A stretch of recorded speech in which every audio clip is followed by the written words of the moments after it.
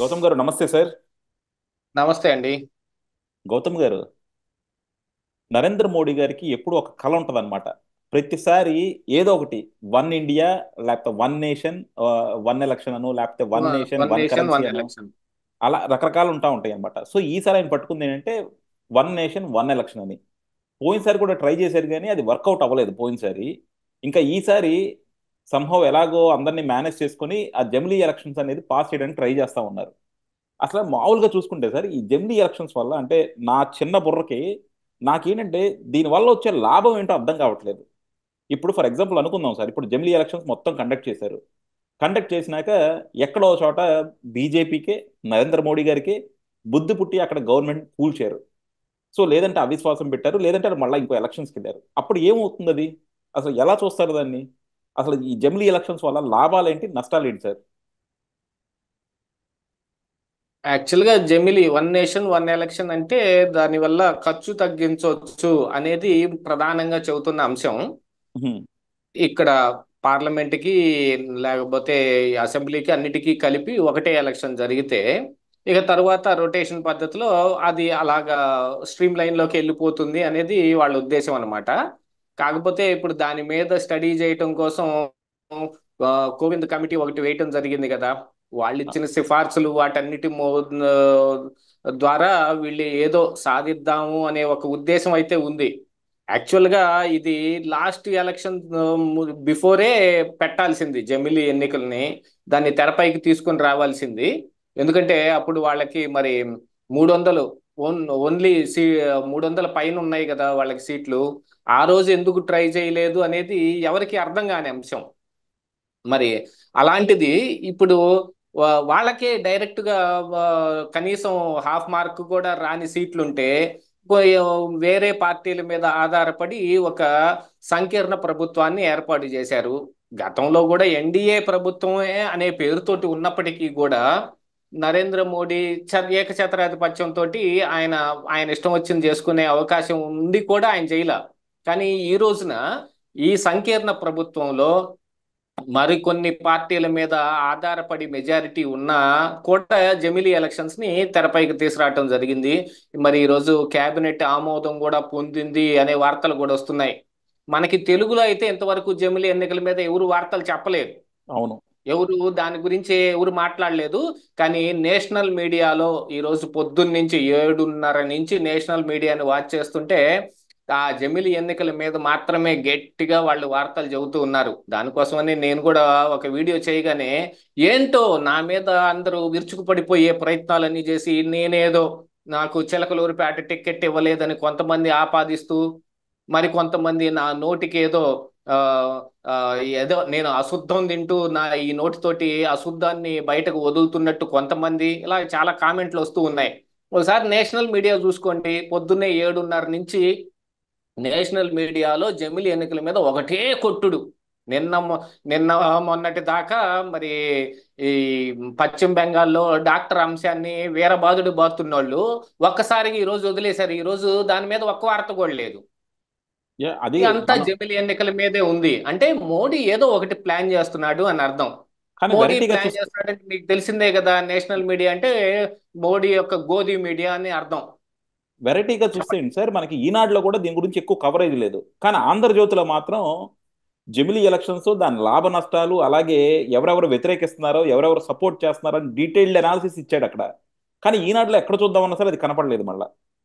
ఈనాడు కాదు, ఈ మిగతా దాంట్లో కూడా. కాకపోతే వైఎస్ఆర్ సోషల్ మీడియాలో వాళ్ళు వేరే రకమైన ప్రొజెక్షన్ ఒకటి చేస్తున్నారు. ఇదిగిదిగో ఆంధ్రప్రదేశ్లో మళ్ళీ మధ్యంతరం వచ్చేయబోతోంది అనేది. మరి ఈ రోజున జమిలీ ఎలక్షన్స్ కి కేబినెట్ ఆమోదం పొందింది అంటే మనం చూడాలి. మరి మరి చంద్రబాబు నాయుడు కూడా జమిలీకి ఒప్పుకున్నాడా అనే అనుమానాలు వస్తాయి కదా. అంటే లా కేబినెట్ ఆమోదం పొందిందంటే అన్- కేబినెట్ మరి వీళ్ళ మంత్రులు కూడా ఉన్నట్టే కదా లెక్క. అంటే చంద్రబాబు లాస్ట్ టైమే ఒప్పుకున్నాడుగా జమిలీ ఎలక్షన్స్ కి. జమిలీ ఎలక్షన్స్ కి లాస్ట్ టైమే ఒప్పుకున్నాడు. కానీ దాని మీద ఫుల్ ప్లెడ్జ్డ్ గా ఒక ఆ, ఈ వీళ్ళ దగ్గర నుంచి ఎటువంటి అవుట్కమ్ ఏం రాలేదు. అదే. ఆహా. గతంలో అంటే మరి ఇప్పుడు అలా మాట్లాడుకుంటే గతంలో చాలా మాటలు మాట్లాడాం. ఉహు. అవన్నీ ఇప్పుడు తెరపైకి రావడం లేదు కదా. ఇప్పుడు మళ్ళీ జమిలీ ఎన్నికలు అనే ఆ ప్రస్థానాన్ని 3-4 రోజుల కిందట అమిత్ షా ఈ మోడీ 100 రోజుల పాలన మీద ప్రోగ్రెస్ రిపోర్టును దాన్ని రిలీజ్ చేస్తా ఆ రోజే మాట్లాడాడు. అయినా కూడా దాని మీద ఎటువంటి ఆ, ఇదేమి ఇక్కడ ఏం జరగలేదు. దాన్ని బేస్ చేసుకుని YSR Congress party social media మాత్రం ఏదో మధ్యంతర ఎన్నికలు వచ్చేస్తాయి, కూటమి ఏదో ఈవీఎం మ్యానిపులేషన్ తో గెలిచింది అనే వాళ్ళు చేసే ఆ ప్రచారానికి ఒక వత్తాసు దొరికింది, ఈసారి చంద్రబాబు నాయుడు రాడు అని వాళ్ళు ఏదో ప్రొజెక్ట్ చేసే ప్రయత్నం చేశారు. వాళ్ళ ప్రొజెక్షన్ ఎలా ఉన్నప్పటికీ మరి కేంద్రంలో అయితే జమిలీ ఎన్నికల మీద మరి కోవింద్ ఇచ్చిన రిపోర్టుని మొత్తాన్ని వాళ్ళు కూడా మరి ఏ రకంగా దాన్ని బిల్లు తీసుకొస్తారనేది చూడాల్సిన ఉంది. ఇంకా అది పార్లమెంట్ కానీ లోనూ జమ్ రాజ్యసభలో రెండిట్లో జమిలీ చర్చ ఎలక్షన్ జరగాలి. దాంతో జమిలీ పాటు ఎలక్షన్ ఏంటంటే అలాగే సార్, జమిలీ ఎలక్షన్స్ కనుక జరిగితే ఎప్పుడు సెంట్రల్ ఎలక్షన్స్ అనేది పెద్ద ఫోకస్గా ఉంటుంది. సెంట్రల్ ఎలక్షన్స్తో అనుసంధానంగా జరుగుతూ ఉంటాయి. అలా చూసుకున్నా సరే మన ఆంధ్రప్రదేశ్ ఇప్పుడు కూడా సెంట్రల్ ఎలక్షన్స్ అనుసంధానంగానే ఉంది. సో ఆ ఆ పరిధి చూసుకున్నా సరే మనకి మినిమం చూసుకున్నా సరే ఇంకో 4 ఇయర్స్కో 5 ఇయర్స్కోనే వస్తాయి ఎలక్షన్స్. వీళ్ళు అనుకున్నట్టు 2 సంవత్సరాలకు 3 సంవత్సరాలకు మోడీ తన నెత్తి మీద తనే భస్మాసుర హస్తం పెట్టుకోడుగా. అంటే ఈ జమిలీ ఎన్నికలు ఎప్పుడు 29 దాకా ఇప్పుడు బిల్లు చేసేసి దాన్ని ఆమోదింప చేసుకొని 29 దాకా ఆగాల్సిన పని ఉంటుందంటారా? ఇప్పుడు ఏమో, ఆయన నెత్తి మీద ఆయన ఏది ఎందుకు చెప్పలేము, చేయబెట్టుకుంటాడు? ఆగొచ్చు కూడా. ఇప్పుడు బిల్లు పాస్ చేస్తే వెంటనే ఎలక్షన్ పెట్టాలని లేదుగా. అయ్యని ఇప్పుడు పెట్టాలని లేదు, కానీ ఉమ్, పెట్టాలని ఉద్దేశం లేకపోతే ఇప్పుడు ఇంత అర్జెంటుగా బిల్లు తీసుకొని రావాల్సిన అవసరం ఏముంటుంది? అవును. ఇప్పుడు అంటే దానికి మనం ఇంకోటి చూడొచ్చు. కొన్ని కొన్ని స్టేట్ ఎలక్షన్స్ ని ప్రొలాంగ్ చేయొచ్చు అనమాట. ఇప్పుడు ఏ అయితే కొన్ని ఒక కొన్ని స్టేట్ ఎలక్షన్స్ ని ప్రొలాంగ్ చెయ్యొచ్చు. ఇందులో ఆ, యాక్చువల్ గా ఏంటంటే కొన్ని రాజ్యాంగ సవరణలు కూడా జరగాల్సిన అవసరం ఉంది. ఈ ఉమ్, రాజ్యాంగ సవరణలు జరగటం అనేది కానీ దాంతో పాటుగా ఏంటంటే ఆ, కేంద్రం రాష్ట్ర ప్రభుత్వాల యొక్క ఉద్దేశాలను కూడా దృష్టిలో పెట్టుకోవాలి, వాళ్ళ అనుమతులు కూడా పొందాలి అని అంటే మరి కోవింద్ ఈ రోజు కుండబద్దలు కొట్టేశాడు, రాష్ట్ర ప్రభుత్వాలతోటి పనే లేదన్నట్టుగా. ఉమ్, మరి దాన్ని ఏం చేస్తారు? యాక్చువల్ గా ఏంటంటే రాజ్యాంగంలో ఉన్న సూత్రాలని ఇది ఏదన్నా మార్చుకునే అవకాశం ఉంటే అమెండ్మెంట్ చేసుకునే అవకాశం చాలా ఉంది, కానీ మౌలిక సూత్రాలకి దెబ్బేదన్నా తగిలిందంటే మళ్ళీ కోర్టులు అడ్డం పడే అవకాశం ఉంది. వీళ్ళు ఎంత ఏం చేసినప్పటికీ గాను రాజ్యాంగంలో మౌలికంగా ఉన్న కొన్ని సూత్రాలని అంటే ఆ, మరి ఉమ్, ఒక మనిషికి ఉన్న మానవ హక్కుల ఉల్లంఘన ఏదన్నా జరిగినప్పుడు కానీ లేకపోతే మిగతావి ఏదైనా సరే ఇప్పుడు ఆ, రిజర్వేషన్ల అంశంలో కానీ ఏదో ఒక దాంట్లో కోర్టులు కూడా కొంచెం అడ్డం పడే ఆపే అవకాశం ఉంటుంది. ఇప్పుడు ఆ రాజ్యాంగ సవరణలు చేసేటప్పుడు ఏదైనా మౌలిక సూత్రాలకి ఏదైనా సరే భంగం వాటిల్లితే మరి కోర్టులు కలగజేసుకునే అవకాశం కూడా ఉంది కదా. మరి దాని గురించి ఏమన్నా ఇప్పుడే తీసుకొచ్చి దాన్ని అన్నిటినీ కూడా తప్పించుకొని ముందుకెళ్దాము అని అనుకుంటున్నారా? దీంతో పాటుగా ఏంటంటే జమిలీ ఎన్నికలు కల మోడీ అమిత్ షాలదే. బీజేపీ పార్టీ కూడా అంత గట్టి, మిగతా పార్టీలో అంతా ఎవరు అంత గట్టిగా పట్టుకోలేదు. కానీ 29 ఎన్నికల దాకా మోడీ ఆ ఆ తరువాత కూడా ఆయనే కంటిన్యూ అవుతాడనే సూచనలు ఏదైనా చెప్పడానికి ప్రయత్నం చేస్తా ఉన్నారా? లేదు, జమిలి మీద మేము గట్టిగానే ఉన్నాం, మాది ఇప్పుడేం సంకీర్ణ ప్రభుత్వం అని, మేమేం తక్కువ కాదు, మా హోల్డ్ గట్టిగానే ఉందని చెప్పుకోవడానికి ఇప్పుడు జరుగుతున్న ఈ 4 రాష్ట్రాల ఎన్నికలు, ఆ తరువాత వచ్చే సంవత్సరంలో జరిగే మరికొన్ని ఎన్నికలు, మరి తమిళనాడుకి, పశ్చిమ బెంగాల్కి, ఇట్లా మరికొన్ని జరగాల్సి ఉన్నాయి, బీహార్కి, ఆ తరువాత మళ్ళీ ఉత్తరప్రదేశ్కి, ఇలా కూడా ఉన్నాయి. మరి వాటన్నిటిని ఏంది ప్రొలాంగ్ ఎలా చేయగలుగుతారు? ఎంత దూరం ప్రొలాంగ్ చేసే అవకాశం ఉంది? లేదు, ముందుగానే ఇదిగో మేము ప్రభు మా గవర్నమెంట్ ని డిజాల్వ్ చేసేస్తున్నాం, ఇక ఈ జమిలి ఎన్నికలు పెడుతున్నాం, ఇక ఎవరున్నా సరే మొత్తాన్ని క్లోజ్ చేసేసి జమిలికి వెళ్లాల్సిందే అని 2 సంవత్సరాల్లోనే జమిలికి వెళ్తారా అనేది ఏది ఒక క్రిస్టల్ క్లియర్ గా దేని మీద ఒక ఆ, నిర్దిష్టమైన ఒక సూత్రానికి రాలేం. కానీ ఎందుకు తీసుకొచ్చారు, ఇప్పుడు ఎందుకు తీసుకొచ్చారు, ఇంతకు ముందు 10 సంవత్సరాలు బట్టి మాట్లాడుతున్న మాటని ఇప్పుడు 11వ సంవత్సరం అమలుకి ఎందుకు తీసుకొచ్చారు అనే దాని మీదనే మనం ఎక్కువ దృష్టి పెట్టాల్సిన అవసరం ఉందనేది నా ఒక ఉద్దేశం. ఇప్పుడు తెచ్చారు అని అంటే వెనకటి చెప్పిన సామెతే, ఊరకరారు మహానుభావులు ఏదో ఒక పని మీదే వస్తారన్నట్టుగా ఏ పని ఊరక చేయరు కదా వాళ్ళు. మొన్న చూడండి, వక్స్ బోర్డు బిల్లుని మ- ఆ దాన్ని చర్చకు వెళ్లాల్సి వచ్చింది. మరి అలాంటిది ఇప్పుడు జమిలి పెట్టి మళ్ళీ చర్చకు వెళ్తారా? అసలు ఇక్కడ మరి ఏదైనా మరి రాజ్యాంగ సవరణ చేయాలంటే 2/3 మెజారిటీ అవసరమైన పరిస్థితులు ఉన్నాయి ఈ రోజున. మరి దానికి ఏం చేస్తారు? 2/3 మెజారిటీ ఇస్తారా? ఒక పక్కన కాంగ్రెస్ పార్టీ ఖచ్చితంగా దాన్ని వ్యతిరేకిస్తానే ఉంది. ఈరోజు మల్లికార్జున్ ఖర్గే కూడా క్లియర్ స్టేట్మెంట్ ఇచ్చాడు, ఈ జమిలి అంతా మోడీ ఆడుతున్న నాటకం, మోసం అని. దాని మీద వాళ్ళు ఎటువంటి వాళ్ళ తరపు నుంచి ఎటువంటి సహకారం అందదు. పోనీ మిగతా ఇండియా కూటమిలో ఉన్న సభ్యులు ఎవరైనా సరే మోడీకి వత్తాసు పలికే వాళ్ళు ఎవరు ఉన్నారా? మమతా బెనర్జీ కావచ్చు, స్టాలిన్ కావచ్చు, లేకపోతే మిగతా సమాజ్వాదీ పార్టీ కావచ్చు, ఆర్జేడీ కావచ్చు, ఎవరన్నా ఉన్నారా? కానీ 80% మంది జమిలీకి ఇష్టం చూపించారు అని కోవింద్ ఈరోజు రిపోర్ట్ ఇచ్చాడు. మరి ఆ 80% మంది పార్టీలు ఎవరు? కౌంట్ చేసుకుంటే ఈ ఇండియా కూటమిలో ఉన్న బలమైన సింగిల్ పార్టీలే. లెక్కలో పెట్టుకుంటే ఉన్న 200 పార్టీల్లో బలంగా ఉన్న ఒక 10-15 పార్టీల్లో మరి బీజేపీ, తెలుగుదేశం, లేకపోతే ఆ, సమాజ్వాదీ పార్టీ, ఇట్లా కొన్నిటిని తీసుకున్నాం అనుకోండి, ఎన్డీఏలో చాలా తక్కువ శాతం ఉన్నాయి బలమైన పార్టీలు. ఇండియా కూటమిలో బలం ఎక్కువ ఉన్న వాళ్ళు ఉన్నారు. కాంగ్రెస్ కావచ్చు, మమతా బెనర్జీ కావచ్చు, స్టాలిన్ కావచ్చు, అరవింద్ కేజ్రీవాల్ కావచ్చు, మరి లో అఖిలేష్ యాదవ్ కావచ్చు, మరి లాలూ ప్రసాద్ యాదవ్ కావచ్చు, అదే వాళ్ళ ఆర్జేడీ పార్టీ కావచ్చు, ఇలా చాలా మంది ఉన్నారు. వీళ్ళందరూ ఆ, మరి ఒప్పుకున్నారా? ఆ 80% మందిలో వీళ్ళు ఎవరన్నా ఉన్నారా? మరి 80% మంది ఆమోదం తెలిపారు అని ఎలాగిచ్చారో అర్థం కాలేదు. ఎందుకంటే 200 పార్టీల్లో మాకు 150 పార్టీలు ఉన్నాయి అని అంటే, సింగిల్ పార్టీలు ఇప్పుడు ఎన్డీఏలో చూడండి, పేరుకి ఒక వరుస పెద్ద లిస్టే ఉంటుంది, అందులో అంతా సింగిల్ సీట్ గాళ్లే. అందరికి వాళ్ళల్లో ఒక్కొక్కడికి మంత్రి పదవి కూడా ఇచ్చిన ఏ దాఖలాలు కూడా చాలా ఉన్నాయి వాళ్ళందరినీ. అప్పుడు ఉన్నాడు కదా ఒక ఆయన, కరోనా వచ్చినప్పుడు go corona go, go corona go అని పాటలు పాడిన ఆయన. ఆ పార్టీ మొత్తంలో ఆయన ఒకటే గెలిచేది, ఆయన ఒకటికి మాత్రం మంత్రి పదవి వస్తుంది. ఆ పార్టీ మద్దతు ఇచ్చిందంటే దాన్ని కూడా కౌంట్లో వేసుకుంటారా? 80% మంది అంటే ఎవరు ఇచ్చారు? అసలు దీంతో పాటుగా మరి పార్టీల అభిప్రాయం ఓకే, తీసి పక్కన పెట్టండి, ప్రజాభిప్రాయం ఏమిటి? దాని మీద ఏదన్నా నిర్ణయం తీసుకున్నారా? దాని మీద దాని మీద ఏమన్నా సర్వేలు చేయటం ఏమన్నా జరిగిందా రామ్నాథ్ కోవింద్? ఏం అంటే ప్రజలు చేయలేదు కదా. అంటే ప్రజలకి పెద్ద తెలివితేటలు లేవు అన్నది మోడీ గారి ప్రగాఢ నమ్మకం కదా. ఆయన ఆయన జిఎస్టీ తెచ్చినప్పుడైనా, లేకపోతే ఆయన డిమానిటేషన్ తెచ్చినప్పుడైనా, మిగతా ఏ తెచ్చినప్పుడైనా సరే అసలు అధికారులనే కన్సల్ట్ చేయడు, మంత్రివర్గాన్నే కన్సల్ట్ చేయడు, ఇంకా ప్రజల దాకా ఎక్కడ వస్తారు సార్ వీళ్ళు? మరి ఈ ఈ ఈ ఈ అంశాలన్నిటినీ ఏ రకంగా చూడాలనేది కూడా చూడ మనం ఒకసారి అన్నిటినీ దృష్టిలో పెట్టుకోవాలి. ఈ జమిలి ఇప్పుడు వీళ్ళు ఏదో కేంద్ర కేబినెట్ ఆమోదం పొందింది కదా అని చెప్పి అది ఖచ్చితంగా అవుతుందని ఎవరు చెప్పటానికి వీలు కాని అంశం ఇది. కానీ దీని వెనక మోడీకి ఉన్న ప్లాన్ ఏమిటి అది ఒకసారి డీకోడ్ చేసుకోవాలి, ఆ మోడీ యొక్క ఉద్దేశం ఏమిటని.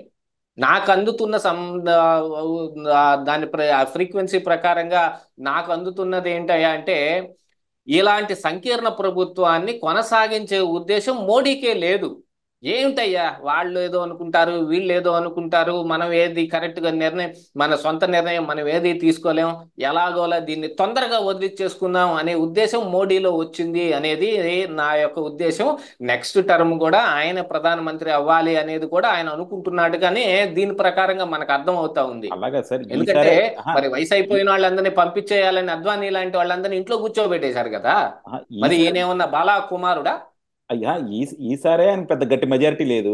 మళ్ళీ ఇప్పుడు తొందరగా ప్రభుత్వాన్ని పతనం చేసి మళ్ళా ఎలక్షన్కి వెళ్తే ఎంతకన్నా గొప్ప మెజారిటీ వస్తుందా?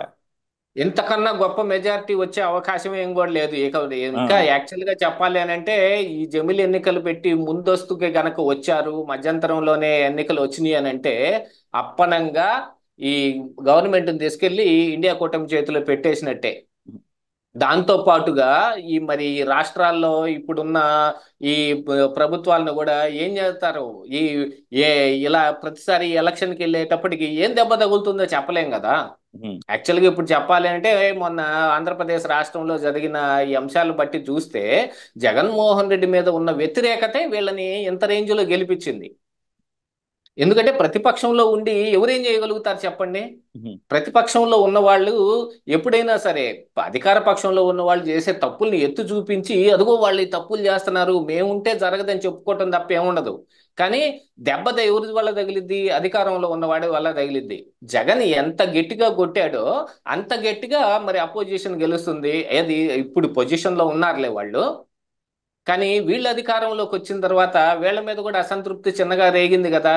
పార్టీ పరంగా కావచ్చు, ప్రజల్లో కావచ్చు. ప్రజల్లో ఇప్పటికే వ్యతిరేకత వచ్చిందని నేను చెప్పను కానీ వ్యతిరేకత వచ్చే అవకాశాలు మెండుగా కనిపిస్తున్నాయి. ఎందుకంటే ఏ విషయంలోనూ సరైన నిర్ణయం తీసుకోలేకపోతున్నారు ఇప్పుడు ఆంధ్రప్రదేశ్ రాష్ట్రంలో ఉన్న కూటమి ప్రభుత్వం. వాలంటీర్లను చూడండి, ఇంతవరకు వాళ్ళ విషయం ఏమీ తేల్చలేదు. అసలు వాళ్ళ గురించి ఎందుకు తేల్చాలి సార్? వాలంటీర్లు ఎందుకు తేల్చాలి వాళ్ళని? నాకు అర్థం కాని విషయం అసలు మామూలుగా. తీసేయండి పోనీ. అసలు ఎందుకు చెప్పాలి? అసలు తీసేయాలా ఉంచాలని ఎందుకు చెప్పాలి? చెప్పాల్సిన బాధ్యత ఏమో ఎందుకు చెప్పండి. చెప్పాలి అని అంటే మీరు వీళ్ళు ముందు వా- అక్కడ వాగ్దానం చేస్తున్నారు కాబట్టి వాగ్దానాలు 100 చేస్తారు సార్ ఎలక్షన్లో. వాలంటీర్లకు 10,000 ఇచ్చి మళ్ళీ పెట్టుకుంటామని. మీరు ఎలక్షన్లు వాలంటీర్లు కూడా ఆహా తక్కువగా ఎల అంచనా వేస్తున్నట్టున్నారు. ఎలక్షన్ వాళ్ళు ఎలక్షన్లో రాజకీయం వాళ్ళు ఎల 2.5 లక్షల మంది ఉన్నారు. వాళ్ళ 2.5. ప్రతి ఒక్కరికి ఒక కుటుంబం ఉంది. అవును ఉంది. పోయినసారి ఏం చేశారు చెప్పండి? పోయినసారి ఏం చేశారు? మరి జగన్మోహన్ రెడ్డి ఎందుకు గెలిపించుకోలేకపోయారు? పోయినసారి జగన్మోహన్ రెడ్డి కాదని వీళ్ళకి చేశారు కాబట్టి ఈ రోజున ఇలా ఉంది ఆ పరిస్థితి. వాళ్ళు పోనీ ఒక్క అంశమే కాదు, ఇది ఒక్క అంశమే కాదు. ఆ పోయినసారి గెలుపులో ఈ ఒక్క అంశమే కాదు, చాలా అంశాలు వచ్చాయి. కానీ ఇప్పుడు సూపర్ 6 ని ఇంతవరకు ఏం చేయలేదు. 100 రోజులు అయింది. దీపా దాన్ని ఎప్పటికి దీపావళికి చేస్తారంటే దాన్ని వాయిదానే వేస్తా ఉన్నారు. దాంతో దీపావళికి వస్తుందంట పాటుగా కదా సార్. ఏంటి, దాంతో పాటుగా ఈ ఈ వరదలు వాళ్ళకి ఒక రకంగా మంచి పేరు తీసుకొచ్చి పెట్టాయి ఇప్పుడు కూటమిలో ఉన్న ప్రభుత్వానికి. వాళ్ళు చేసిన పనిని ఎవరు కాదనిలేంది, వాళ్ళకి మంచి పేరు తెచ్చే పెట్టాయి, కాదని అంటం లేదు. కానీ ఇంకా మిగతా అంశాలు కూడా ఉంటాయి కదా, ప్రభావితం చేసే అంశాలు ఉన్నాయి. సూపర్ 6 హామీ ఇంతవరకు ఒక్కటి కూడా అమలు కాలేదు. ఆ విషయం కూడా గుర్తుపెట్టుకోవాలి. చాలా వరకు ఎదురు చూస్తారు ప్రజలు. 1 రూపాయి ఎక్కడైనా మనకి ఫ్రీగా వస్తుందంటే 10 రూపాయలు ఖర్చు పెట్టుకొని వెళ్ళే వాళ్ళు కూడా ఉన్నారు మన ఆ, బ- ఇదే ప్రజల్లో. ఆ విషయాన్ని కూడా మనం గుర్తుపెట్టుకోవాల్సిన అవసరం ఉంది. దాంతో పాటుగా ఏంటంటే ఇప్పుడు అమరావతి కావచ్చు, పోలవరం కావచ్చు, ఇప్పుడు శ్వేతపత్రాలు రిలీజ్ చేసిన తర్వాత ప్రజలందరికీ ఏం అర్థమైంది చెప్పండి? అర్థమైన అంశం ఏమిటి? జగన్మోహన్ రెడ్డి రాష్ట్రాన్ని ఎంత దోస్తాడు అనేది ఒకటి అర్థమైంది. ఎంత దోచేశాడు అని వాళ్ళు చెప్పదలుచుకున్నారు. ఉహు, అందులో మరొక అంశం కూడా అర్థమవుతున్నది ఒకటి ఉంది. ఉహు. వీటన్నిటిని ఈ ఈ 5 సంవత్సరాల్లోనే పూర్తి చేయటం కష్టం అని కూడా చెప్పకనే చెప్పినట్టు అయింది. అందులో అది అర్థం అవ్వలేదా? అంటే ఎక్స్పెక్టేషన్ అది క్లియర్గా సెట్ చెప్పలేదా? చేసినట్టు కదా, ఎందుకంటే అది జగన్మోహన్ రెడ్డి చంద్రబాబు నాయుడు గారు ఆ మాట చెప్పలేదా? అదే ఎక్స్పెక్టేషన్ క్లియర్గా సెట్ చేసినట్టు కదా, ఎందుకంటే ఆ జగన్మోహన్ రెడ్డి. ఎక్స్పెక్టేషన్ క్లియర్ గా సెట్ అయినట్టుగా కాదు, వస్తే ఉమ్, గాడిలో పెడతాం అని ముందు చెప్పి ఈ రోజు గాడిలో పెట్టడం కొంచెం కష్టంగా ఉంది, మేము లాంగ్ రన్ చాలా పొడుగు సుదీర్ఘమైన సమయం తీసుకుంటామని చెప్తున్నారు. ఆహా కానీ మొత్తం మ్యాండేట్ 5 సంవత్సరాలే, మళ్ళీ అవును, ఎన్నికలు వస్తాయి. మొత్తం నాశనం చేసేస్తే మరి అన్ని సర్దుకోవడానికి టైం పడుతుంది కదా సార్ మరి. మొత్తం నాశనం అయిన సంగతి ముందు తెలియదా? ముందు తెలుసు, అందుకే కదా ముందు ఈ తెలుసు కదా. గాడిలో హామీలు పెడతా. ఇచ్చేటప్పుడు కూడా తెలుసుకోవాలి. అవును, గాడిలో పెడతానికే కదా అడిగింది. గాడిలో పెడతారు, గాడిలో పెడతారు అనే అంశాన్ని మీరు చెప్పుకునే వచ్చారు, కాదని అంటం లేదు. గాడిలో పెట్టడానికి ఎంత సమయం కావాలి అనేది కూడా మీరు ఆ ముందుగా ఆలోచించుకొని ఉండాలి కదా. ఆలోచి ఇదన్నీ మన చర్చతోటి ఏం తేలేదు కాదండి. ఇదన్నీ మన చర్చతోటి ఏం తేలేదు కాదు. రేపు జనాలు ఓట్లేసే దాన్ని బట్టి తేలుతుంది. మీరు అనుకున్నది రైట్ అవుతుందా, నేను అనుకున్నది రైట్ అవుతుందా అని. ప్రజలు ఎటు సైడ్ అయినా మారిపోవచ్చు. మారిపోతే అక్కడ ఒక ఆప్షన్ ఒకటి ఉంది. ఇక్కడ సింగిల్ చాయిస్ ఆప్షన్ కాదు, ఇది మల్టిపుల్ చాయిస్ ఆప్షన్స్ ఉన్నాయి. మారిపోతే అని అనుకుంటే దాని మీద కూడా చర్యలు తీసుకోవాల్సిన అవసరం ఉంది కదా. అలాగనే దాంతో పాటుగా ఇప్పుడు ఈ కూటమి ప్రభుత్వం మీద మరొక అపవాదు కూడా ఉంది. చాలా మంది అనలిస్టులు కూడా అదే విషయాన్ని పదే పదే నొక్కి వక్కాణించి చెబుతున్నారు. ఈ అధికారంలో వచ్చిన దగ్గర నుంచి ఇప్పటి వరకు అధికారుల్లో ఎటువంటి మార్పు రాలేదు. అధికారులు ఆ ఆ రోజున ఇది వీళ్ళందరూ గందరగోళం చేసేశారు. ఇది వీళ్ళందరూ తాట తీసేస్తానన్న ఏ అధికారుల్ని వీళ్ళు మార్చలేకపోయారు. ఇది వేరే దాన్ని టాపిక్ బట్టి వచ్చేద్దాం వీళ్ళ సార్. వీళ్ళ క్యాపబిలిటీ ఏంటి అనేది కూడా అర్థం చేసుకుంటారు కదా ప్రజలు. ఉహు. యా. వాటన్నిటిని దృష్టిలో పెట్టుకోవాలి. ఇది ఇప్పుడు ఎన్నికలకు వస్తే కనుక, ఎన్నికలు అంటే నాకు తెలిసి ఇది ఏం వర్కౌట్ అయ్యే అంశం ఏం కాదు. జమిలి ఎన్నికలు అసలు వర్కౌట్ అయ్యే అంశం ఏం కనిపించటం లేదు. దీన్ని ఎలాగైనా సరే, అసలు రాహుల్ గాంధీని చూసే భయపడి ఆ, మా ప్రధాని ఏం మాట్లాడకుండా పోతూ ఉంటే ఈ బిల్లుని తీసుకొచ్చి అక్కడ పెట్టి ఎలా నెగ్గించుకొని వెళ్తాడు చెప్పండి. నెగ్గించుకొని వెళ్ళగలిగితే మొన్న వక్స్ బోర్డు బిల్లునే నెగ్గించుకొని వెళ్ళేవాడు. అలాంటిది ఏం లేదు ఇక్కడ. జమిలి ఎన్నికలు అనేది ఒక ఒక తాల్మేలు, దీనికోసం ఏదో ఒక ఇన్నర్ ఉద్దేశాలు పెట్టుకొని బయటకు దీన్ని ఎక్స్పోజ్ చేస్తా ఉన్నారు. ఇప్పుడప్పుడే మధ్యంతరం రాదు, వాగేటి మెట్ట ఏమీ రాదు, వచ్చే అవకాశం ఏం లేదు. ఈ జమిలి ఎన్నికలు అనేది ఎందుకు పనికిరాని అంశమే. కానీ అవును. దీనితోటి వాళ్ళు ఏం చేద్దాం అనుకుంటున్నారు ఒకసారి మనం గ్రహించాలి కదా, వాళ్ళ డైవర్షన్. ఉద్దేశం ఏంటనేది. చెప్పండి సార్. అది నేను చెప్పొచ్చేది ఓకే. ఏంటంటే, యా. ఈ జమిలి ఎన్నికలతోటి వాళ్లకున్న ఉద్దేశాలు ఏమిటనేది మనం గ్రహించాలి. ఆ అవును. గ్రహించినప్పుడు ఈ మోడీ, ఈ అమిత్ షా ఆంధ్రప్రదేశ్ రాష్ట్రానికి ఏం వరకు పెడతారు అనేది కూడా ఇక్కడ అండర్ కరెంట్ గా మనం అర్థం చేసుకోవాల్సిన అంశం. యా, చూద్దాం సార్. డెఫినెట్గా ఏంటంటే ఇప్పుడు మోడీ గారు ఏంటంటే ఈ ప్రతిసారి కూడా ఆయన మార్క్ ఏదో చూపించాలనుకుంటారు. సో అలా జమిలీ ఎలక్షన్స్ మీద ఆయన ఎప్పటి నుంచో ప్రగాఢంగా దాన్ని ఇంప్లిమెంట్ చేయాలని చెప్పి చాలా స్ట్రాంగ్గా కోరుకుంటా ఉన్నారు. కానీ అది అంత ఈజీ కాదు ప్రాక్టికాలిటీలో. ఎందుకంటే మోడీ గారు ఏమి తీసుకొచ్చినా సరే రియాలిటీలోకి వచ్చేదానికి అందరూ కూడా తలపడతానే ఉన్నారు. అది జిఎస్టీ కావచ్చు, డిమానిటేషన్ కావచ్చు, ఇంకేదైనా తీసుకుంటే. సో ఈ ఇది కూడా ఎందుకు అలాగే. రామ్ రామ్ మందిర్ అంశమే చాలా అటర్ ఫ్లాప్ అయిపోయింది.